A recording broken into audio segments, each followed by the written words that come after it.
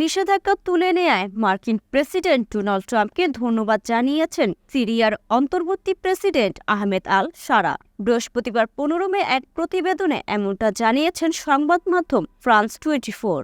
এর আগে মঙ্গলবার 13 মে ট্রাম্প সিরিয়ার ওপর দীর্ঘদিন ধরে আরোপিত দীর্ঘদিনের মার্কিন নিষেধাজ্ঞা প্রত্যাহারের ঘোষণা দেন।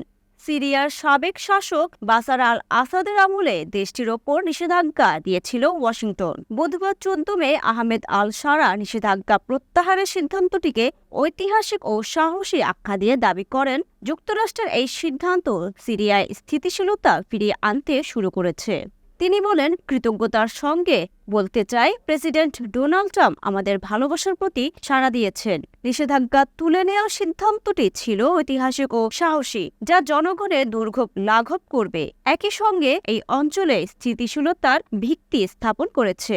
উল্লেখ্য, বুধবার সৌদি আরবের রাজধানী রিয়াদে আল শারার সঙ্গে বৈঠক করেন ট্রাম্প। এটি গত 25 বছরের মধ্যে যুক্তরাষ্ট্র ও সিরিয়ার শীর্ষ পর্যায়ের নেতাদের মধ্যে প্রথম বৈঠক। আন্তর্জাতিক ডেস্ক, শিরিন আক্তার, ITV বাংলা, ঢাকা।